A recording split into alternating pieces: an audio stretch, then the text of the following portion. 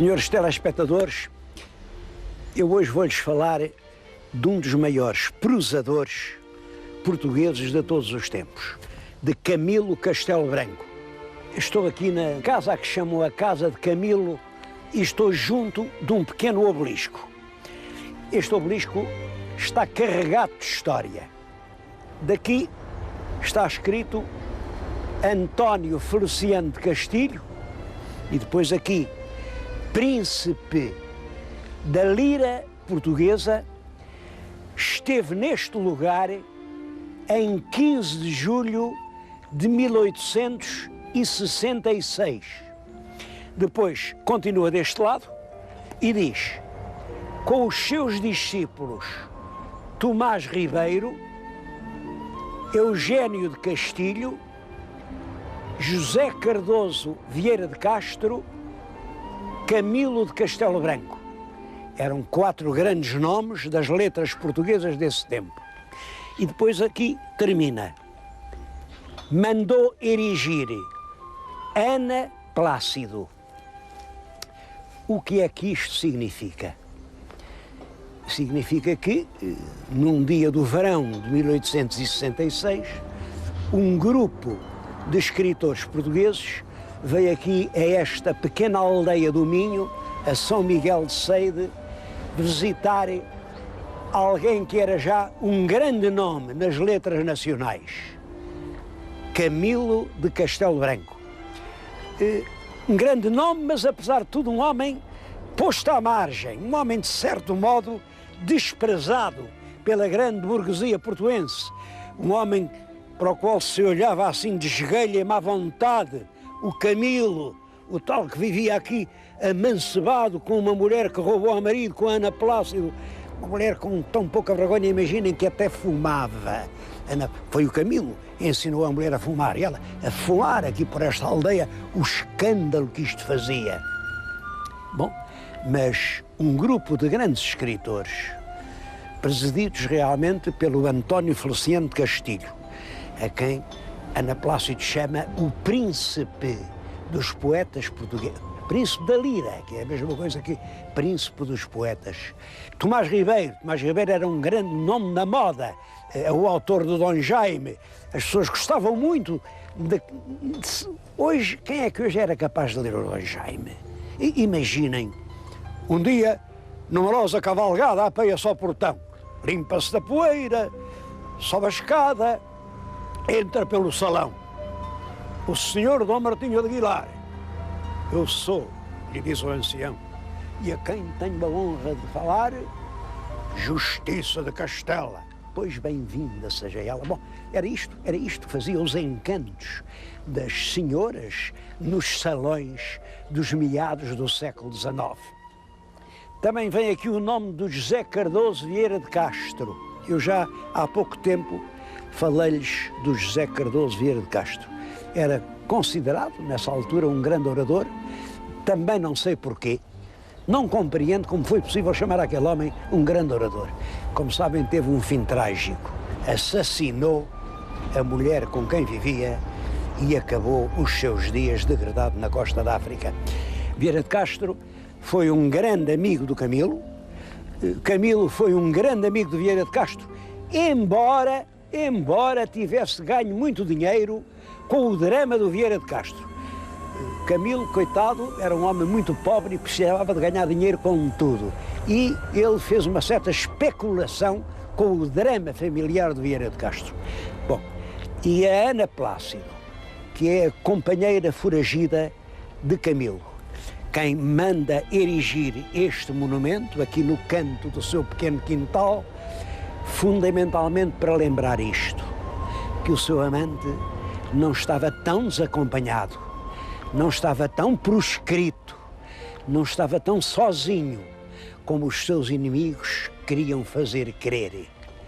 A prova era que o príncipe da lira portuguesa o tinha vindo aqui visitar.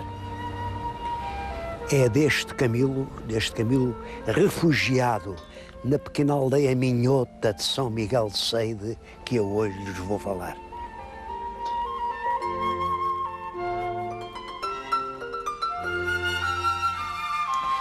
há uma boa razão para chamar esta casa a Casa de Camilo.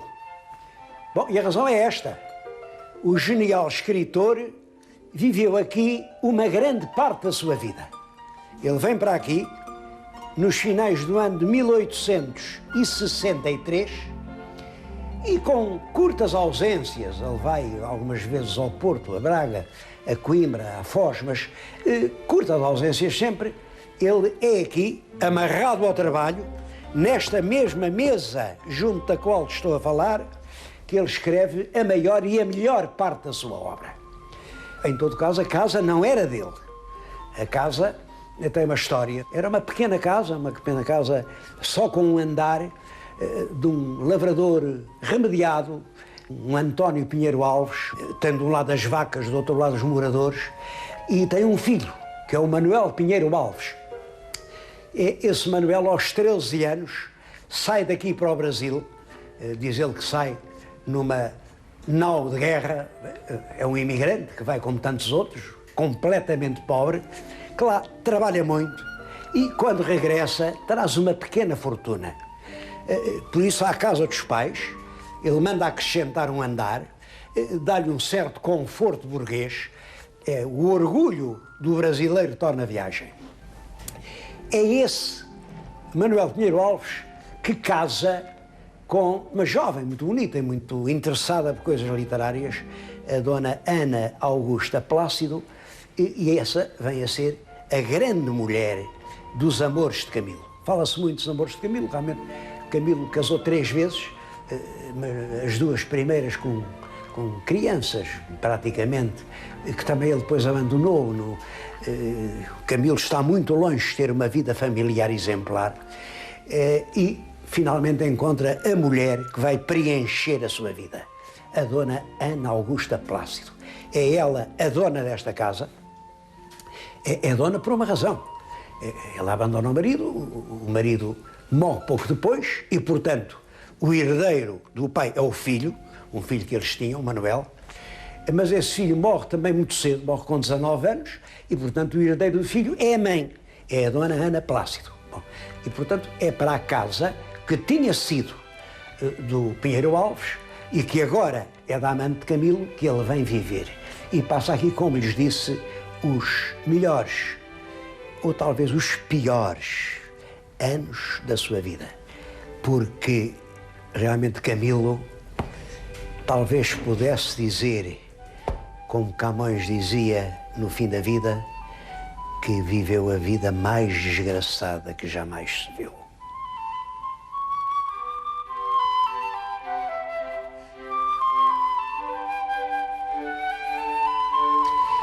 Camilo nasceu em Lisboa, no Bairro Alto, na Rua da Rosa, no ano de 1825. Bom, 1825 é um mau ano para nascer, um mau ano para viver. No ano anterior tinha havido a Abrilada, que é a tentativa da implantação do absolutismo duro, mas isso tinha sido vencido e o príncipe rebelde, Dom Miguel, tinha sido obrigado a ir lá para Viena, estava em Viena. Bom, mas os portugueses estavam descontentes, havia muitos que queriam realmente o que o Dom Miguel queria, havia muitos que não queriam. O próprio rei, que era o Dom João VI, o rei hesitava. O rei queria, acima de tudo, evitar uma revolução. Bom, mas os tempos eram de revolução. E o que aconteceu ao rei? Olha, foi que morreu em 26. Morre o rei, pois, claro, segue-se o filho mais velho, que é o Dom Pedro, mas o Dom Pedro é imperador do Brasil. Como é que ele agora vai, é imperador do Brasil, vem ser rei de Portugal? Não há brasileiro nenhum que aceite isso, não pode ser. Portanto, ele abdica na filha, que era uma menina de 6 ou 7 anos, a Dona Maria da Glória, com a condição da menina casar com o tio, com o irmão dele, Dom Pedro, que era o Dom Miguel. Dom Miguel, que está lá em Viena, coitado, está ansioso por vir para Portugal, ele jura tudo, jura que casa com a sobrinha, jura que vai cumprir a Carta Constitucional, jura que vai ser regente, jura, volta a Portugal, mas renuncia a todos os juramentos, é a chamada usurpação, começa a enforcar os liberais. Esses anos de terror miguelista são anos sangrentos, são tristes anos em Portugal. Bom, isso provoca, como sabem, uma guerra civil. Guerra civil, nessa altura, Camilo é um menino, começa a despertar para a vida. Os portugueses matam-se uns aos outros. Esses períodos, 32, 33, 34, são anos horrorosos. Em 35, quando Camilo faz 10 anos em 35, já triunfaram os liberais, mas a rainha é uma menina, ela tem 17 anos, a rainha Dona Maria, não se sabe se manda, se não manda, vem logo a Revolução de Setembro, porque a rainha jura cumprir a carta, mas vem a Revolução de Setembro e diz que não, que a carta não presta, o que é preciso é a Constituição de 22, mas a Constituição de 22 também não serve. Ele diz, não, vamos fazer outra Constituição, que é a Constituição de 38, mas a Constituição de 38 chega a ser feita, mas ninguém lhe obedece, e dá-se, Lisboa anda a saque, veio os arsenalistas. Os nacionalistas tinham umas bandeiras vermelhas, umas grandes barbas pretas e infundiam um terror enorme à população de Lisboa.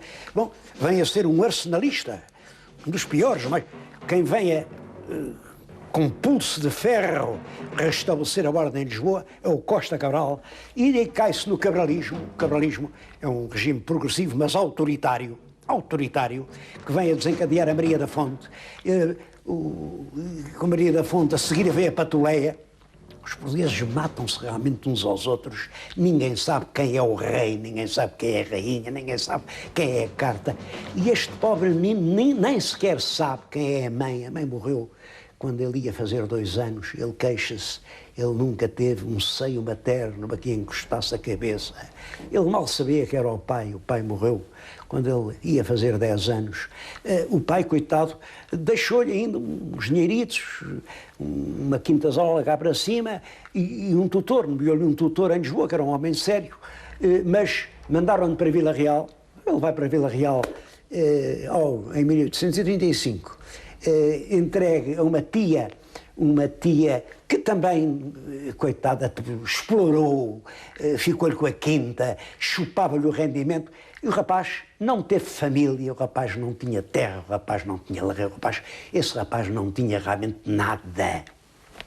Bom, olhem, não pôde sequer fazer um curso, porque ele recebeu lá o dinheirito que o pai lhe deixou, tentou ainda estudar, esteve no Porto, esteve na Escola Médico-Cirúrgica, mas ficou chumbado. Ele não estudava nada, andava na paródia, não estudava, portanto não o deixaram passar. Depois ele diz que foi para Coimbra, mas um dos mais ilustres camilianistas do nosso tempo, que é o professor Dr. Aníbal Pinto de Castro, já esgotou todos os recursos na Universidade de Coimbra, não aparece o nome dele. O programa chama-se Os Dramas de Camilo. Eu julgo que o grande drama de Camilo é que nunca acreditou em coisa nenhuma. E um homem pode viver sem companhia. Às vezes pode viver quase sem pão. O que não pode viver é sem qualquer coisa em que acredite.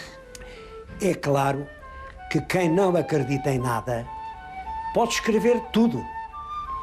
Eu vou-lhes ler palavras do próprio Camilo de Castelo Branco, dirigindo-se a um jornal, e diz isto: eu posso escrever romances jesuítas, romances franciscanos, romances carmelitas, romances jansenistas, romances despóticos, monárquicos, representativos, carlistas e até romances regeneradores.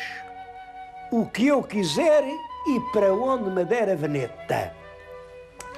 Há muita gente assim, ainda hoje, há muita gente assim, que é capaz de escrever tudo. O que não é capaz de o confessar com esta brutalidade.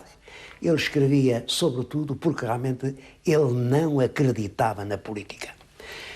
E teve que ser a escrever, porque ele entra na maioridade sem um emprego. Toda a gente lhe nega um emprego. O rapaz não tem um curso, o rapaz não tem fortuna, o rapaz não tem padrinhos, o rapaz não tem um partido, não tem ninguém que olhe por ele. Olha, escreve nos jornais, porque essa qualidade ele tinha. Ele escrevia como mais ninguém. É absolutamente espantoso o domínio que este homem, aos 25 anos, tinha da língua portuguesa.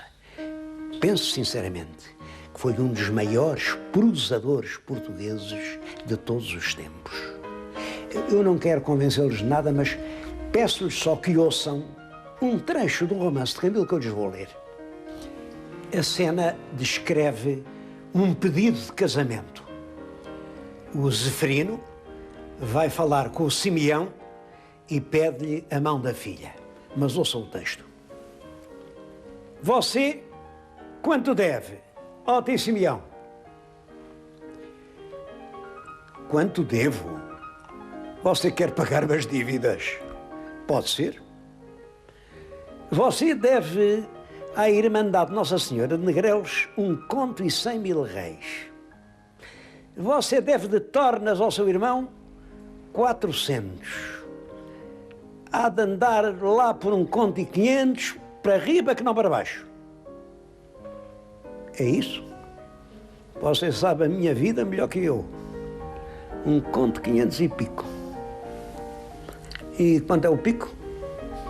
Dobra de 10 moedas, mais pinto, menos pinto. Miudezas na loja do mercador e um restito da vaca amarela que eu comprei na Tarraxa na Feira dos 13. Você quer fazer um cambalacho? Tornou o pedreiro, recuando o chapéu para a nuca e pondo-lhe as mãos espalmadas com força nos ombros.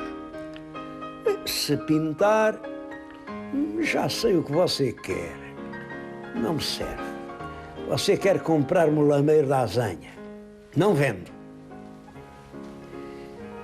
Eu ainda lhe não disse o que queria, tio Simeão. Olhe bem para mim. Você está a falar com um homem. Pago-lhe as dívidas. Você não fica a dever nada e eu caso com a sua Marta. Pode dar os bens ao outro filho, que eu não lhe quero nem um X. Você fala a sério, ó Sr. Zeferino? Se falo a sério? Então você não sabe de quem se trata? Ora bem, entendamos. É a rapariga que você quer. A rapariga extrema, sem dote nem escritura? Eu não tenho senão uma palavra. Já disse que sim. A rapariga é sua.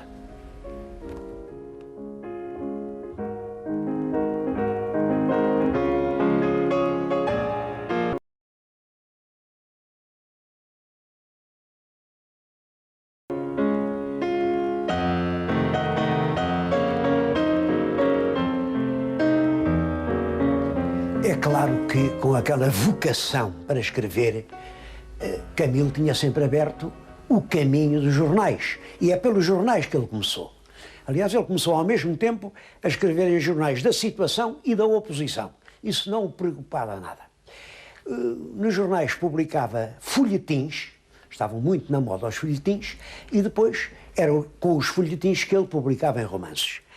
Tenho na mão o primeiro romance sério que Camilo publicou. A primeira edição é de 1850, portanto, tinha 25 anos. E vou-lhes ler as primeiras palavras do primeiro romance de Camilo Castelo Branco. É o título do capítulo 1. As palavras são estas. Capítulo 1, no qual se prova que o autor não tem jeito para escrever romances. Estas são as primeiras palavras. Bom, desde 50 até 90, durante 40 anos, ele não fez outra coisa senão escrever romances. Escreveu, calcula-se, mais de 60.000 páginas. Vou-lhes ler as últimas palavras que ele escreveu num livro, porque as acho extremamente dramáticas. É um livro que chama-se Nas Trevas, porque, entretanto, foi-se-lhe acentuando a cegueira e ele já nem escrevia, já só ditava. Ditava as últimas palavras que ele pôde publicar, é este terceto do soneto Epílogo. E eu, que tanto carpiu os condenados, os cegos, os supremos desgraçados, já lágrimas nem tenho para mim. É realmente profundamente dramática esta vida amarrado às letras, dado os bons dias às madrugadas aqui, fechado neste quarto, a escrever febrilmente, porque aquilo era tudo mal pago, mal pagava o pão, que ele vivia aqui com a companheira, com a Ana Plácido, com 3 filhos doentes, e era preciso granjear dia a dia, sofregamente, os parcos vinténs com que matasse a fome da família. Pouco a pouco vai perdendo a vista e é quando percebe que já está inteiramente nas trevas, que já não tem um clarão no olhar, já não pode mais ler sequer uma frase impressa, que ele atravessa a cabeça com um tiro e assim põe termo à sua triste peregrinação pelo mundo.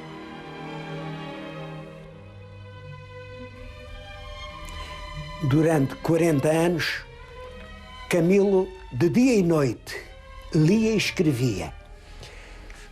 Lia e escrevia naquele banco, naquela cama, encostado a esta cômoda, lia e escrevia. À noite era iluminado por este candeeiro. Eram 4 bicos de azeite e era aqui que ele lia. A propósito de leituras, eu queria-lhes fazer uma revelação. Tenho nas mãos a primeira edição da Relíquia, a Relíquia do Eça de Queiroz. Toda a gente sabe o que é a Relíquia, toda a gente sabe quem era o Eça de Queiroz. A primeira edição é de 1887, portanto, 3 anos antes da morte de Camilo. Devo dizer que entre essa e Camilo há 20 anos de diferença.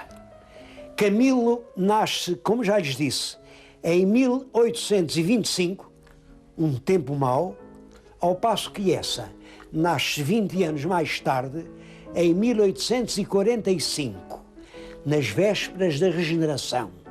É um tempo de progresso. Essa escreve este livro, A Relíquia. Camilo lê, vai fazendo as suas notas à margem e chega ao fim, escreve a lápis este comentário que eu lhes vou ler. Este livro tem 2 partes. Primeira, porcaria. Segunda, maçada. É uma pochade à Paul de Kock. Chalaças hiperbolicamente inverosímeis, uma vontade despótica de fazer rir à custa de tudo, mas não é isso que o torna um mau livro. É a falta absoluta de bom senso e de bom gosto. É claro que neste juízo há só uma injustiça. É que é um livro também extraordinariamente bem escrito. Foram os 2 maiores prosadores do século, Camilo e Eça. A escrever, Camilo, aqui em Sede, ele escreveu 180 volumes. Algumas obras têm vários volumes, os títulos são 137 títulos. Alguns são célebres, como O Amor de Perdição. O Amor de Perdição é escrito na cadeia. Na cadeia da Relação do Porto, ainda hoje lá está o quarto, onde Camilo estaria recluso. É claro, foi uma prisão amável, porque ele obteve licença para sair da cadeia, andava a cavalo pelas ruas do Porto para todos os burgueses o verem, mas levava os sapatinhos da Ana Plácido, também lá estava presa, levava ao sapateiro para os consertar.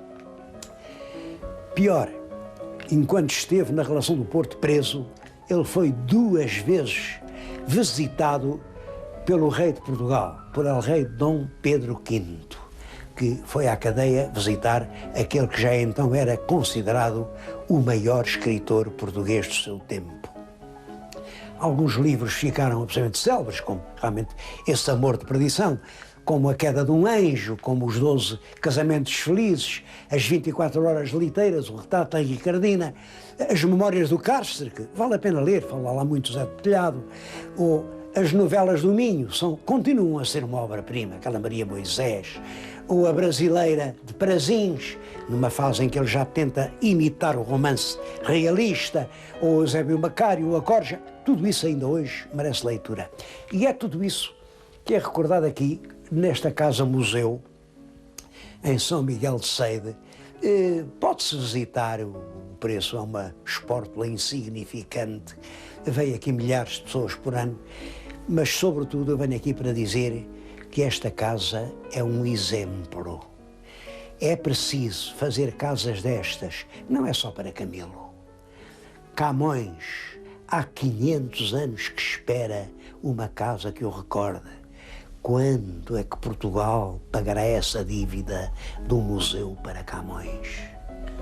E Gil Vicente? A espantosa graça vicentina. E Fernão Lopes, o verdadeiro fundador da história a sério em Portugal. Esta casa é um exemplo, o exemplo do pagamento de uma dívida que nós devemos aos que fizeram da língua portuguesa um dos mais belos idiomas do mundo.